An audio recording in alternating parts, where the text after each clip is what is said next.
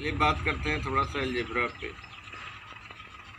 और topic pick कर रहा हूँ मैं पॉलिनोमियल्स। सबसे पहली चीज़ थोड़ा बेसिक की बात करें जो आप लोग अर्लियर क्लासेस में पढ़ चुके होंगे, यही हम जानें कि व्हाट इज अलजेब्रा। अलजेब्रा क्या है? एकदम सिंपल, जिसको कुछ भी ना आता हो वो अगर समझना चाहे तो हम तीन चीज़ देख लें, साइन हो, नंबर्स हो और लेटर्स हो। ये अगर तीनों कंबाइंड आ जाएं एक साथ तो ये क्या कहलाएगी? ये अलजेब्रा है। It is branch of maths which deals with unknown quantities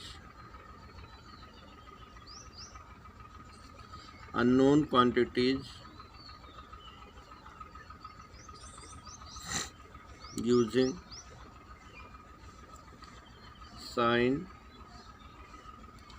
numbers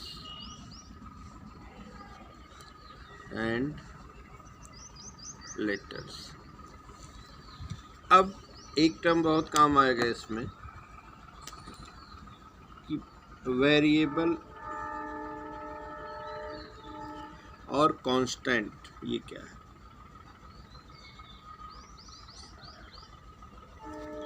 बहुत भारी भरकम डिफिनीशन ना बात करें, ऐसी चीज बात करें जो आप सबको आ जाए। वेरिएबल क्या है? ये दो वर्ड से बना है, very and able, means which can change.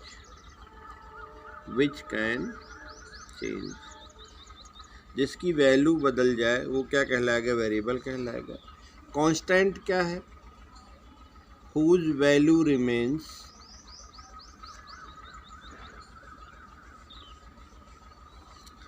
Same, जिसकी वैल्यू क्या होगी? सेम रहेगी। फॉर एग्जाम्पल एक सर्किल कंसीडर करें अगर हम लोग, अब ये सेंटर है हमारा, ये रेडियस है, इसका अगर एरिया निकालना हो तो एरिया का फार्मूला हम लोग जान रहे हैं पाई आर स्क्वायर। अब इसको अगर a is equal to pi r square लिखें, इसका मतलब a की वैल्यू और r की वैल्यू, जैसे जैसे r हम बढ़ा देंगे, अगर रेडियस हमने इंक्रीज किया इससे यहाँ पे आए तो डेफिनेटली एरिया इंक्रीज होगा। एरिया क्या होगा? इंक्रीज हो जाएगा। इसका मतलब a और r ये दोनों क्या हो जाएंगे? इनकी वैल्यू बदलेगी, वेरिएबल है। जैसे जैसे r बदलेगा वो क्या करेगा? a को चेंज कर देगा। अब यहाँ पाई क्या है? पाई हम लोगों का यहाँ पे क्या आएगा? Pi is constant. आगे बात करेंगे चैप्टर में कि पाई एक्चुअल में है क्या। यहाँ रेफरेंस नहीं ले रहा हूँ मैं, जितना समझ में आया। एक और ले लें, जैसे इसका सरकमफेरेंस लेना हो तो सरकमफेरेंस क्या होता है?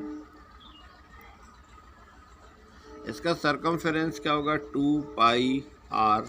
अब इसको सरकमफेरेंस को अगर c से लिख दें तो 2 पाई आर हो गया। अब आप देखिए यहाँ दो कांस्टेंट आ गया, 2 आ गया और पाई आ गया, और c और r आपका क्या हो जाएगा? ये वेरिएबल हो जाएगा। तो इतना आपको क्लियर हो गया कि जिसकी वैल्यू बदल रही होगी वो वेरिएबल कहलाएगा, जिसकी वैल्यू नहीं बदलेगी वो क्या कहलाएगा?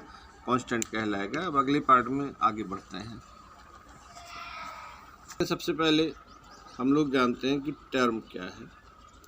तो सिंपल, कोई साइन आ जाए, नंबर आ जाए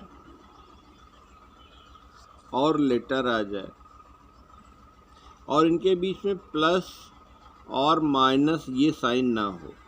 फॉर एग्जांपल +7x ये आ जाए तो ये क्या कहलाएगा? It is called a term. -3x², बीच में कोई कनेक्टिंग प्लस या माइनस नहीं है तो ये क्या कहलाएगा? ये एक टर्म कहलाएगा। अब टर्म के बाद क्या होता है? अगला जो है उसको हम लोग कहते हैं एक्सप्रेशन। एक्सप्रेशन क्या होता है कि when terms are associated, they form expression. For example, 3x square plus 7x plus 9, it is expression. Terms add हो रहे हैं, this is first term, second term, third term, तो क्या होगा, एक्सप्रेशन बनेगा। ऐसे भी बन सकता है 3x square plus 7/x plus 9/x square, ये भी क्या है, एक्सप्रेशन है। Both are the expressions, both are expression. अब एक चीज़ यहाँ पे क्लियर कर लेना है कि हमने टर्म जान लिया, बहुत सारे टर्म जुड़ेंगे, एक्सप्रेशन है। ये दोनों जो एग्जांपल आपको दिया गया, ये फर्स्ट एग्जांपल और इन सेकंड एग्जांपल्स, इनमें एक बेसिक डिफरेंस है। इसमें क्या है, थोड़ा सा डिफरेंस है। बेसिक डिफरेंस क्या है, क्या डिफरेंस है, ये आपका जो है ये पॉलिनोमियल है और ये क्या है, it is not a polynomial. अब आपके मन में आएगा कि सर क्या बता रहे हैं कि दोनों जगह पे टर्म ही एसोसिएट हो रहे हैं, यहाँ भी टर्म आए हैं, उधर भी टर्म, वहाँ भी आ रहे हैं, तो इन दोनों में डिफरेंस क्या होगा, बेसिक डिफरेंस क्या है। अब यहाँ से हम अपने टॉपिक पे आ सकते हैं कि यहाँ पे पॉलिनोमियल की डिफिनीशन हम लोग निकाल सकते हैं। क्या डिफिनीशन है, सिंपल डिफिनीशन बात करें, फिर टेक्निकली आते हैं कि क्या लिखना होगा हम लोगों को। पॉलिनोमियल हम क्या कहते हैं कि सिंपल एन एक्सप्रेशन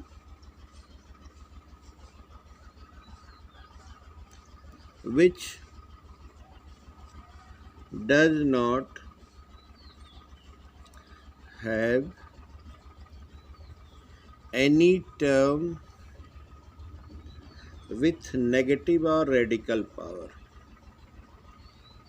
negative और रेडिकल पावर, ये दो चीज़ अगर नहीं है तो हो। फॉर एग्जांपल ऐसे आपने लिखा 3x square plus 7x plus 9, तो कोई भी पावर इसमें क्या है, नेगेटिव नहीं है कहीं भी, और रेडिकल मीन्स फ्रैक्शन के फॉर्म में नहीं है, फ्रैक्शन और रूट में आ जाए, ऐसी पावर्स आपके पास नहीं है, तो ये क्या कहलाएगा, पॉलिनोमियल होगा।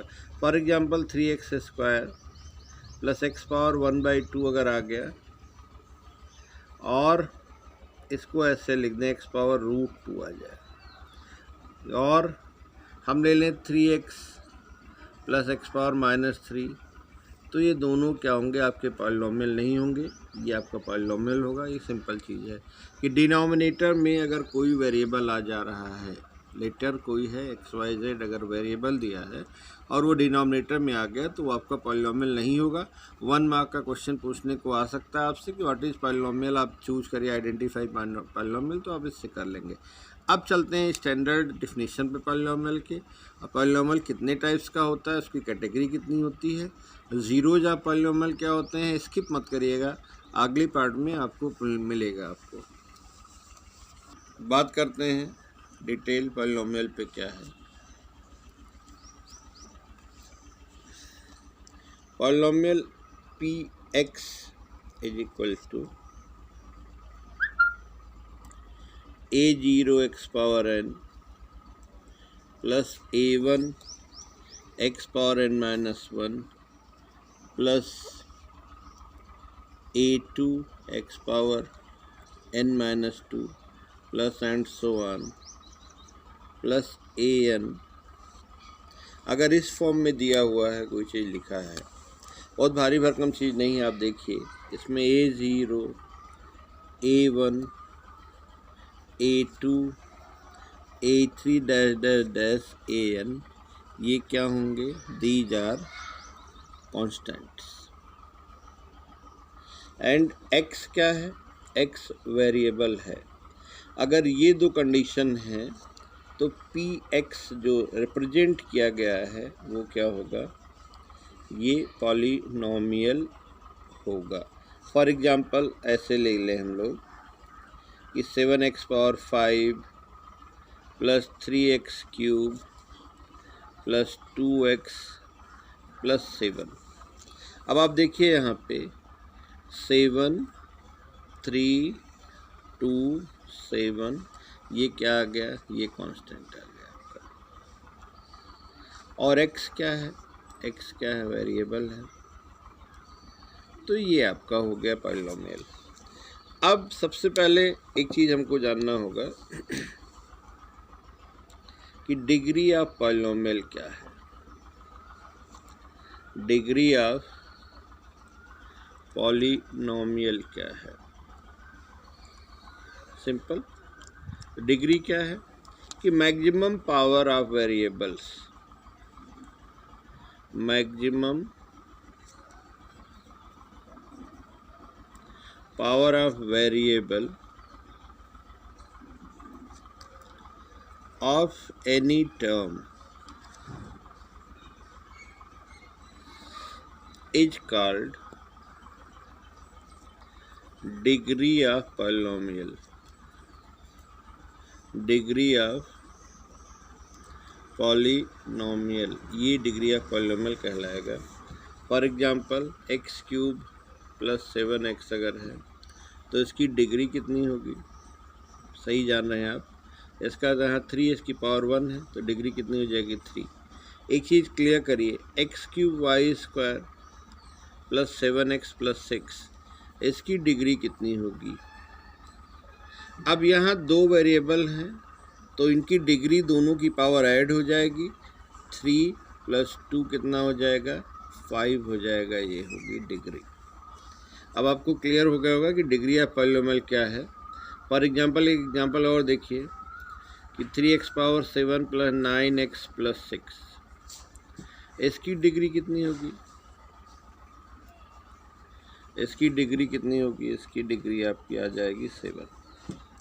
अब आपको क्लियर हो गया कि पॉलिनोमियल की स्टैंडर्ड डेफिनेशन क्या है और डिग्री ऑफ पॉलिनोमियल क्या है। अब आइए देखते हैं जीरोज ऑफ पॉलिनोमियल क्या होते हैं।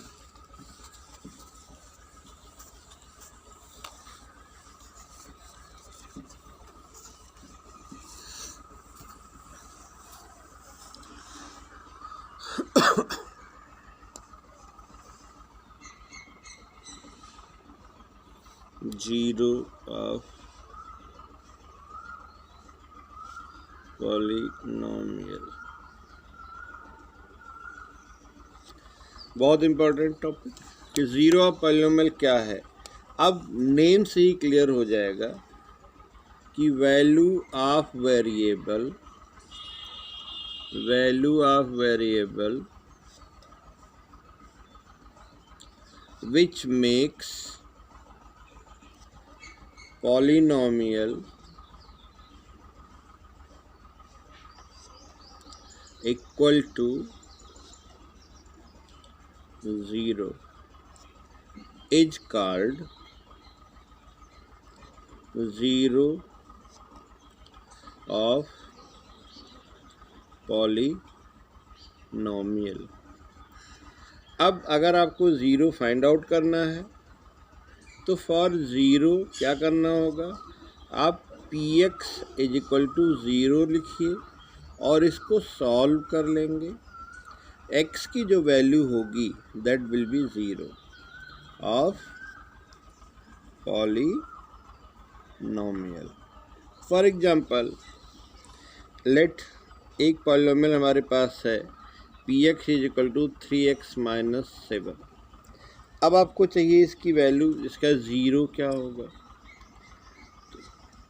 तो अभी हम लोगों ने किया कि पॉलिनोमियल की वैल्यू अगर ज़ीरो पुट कर दें, इसका means 3x - 7 = 0, so x = 7/3, so it is a 0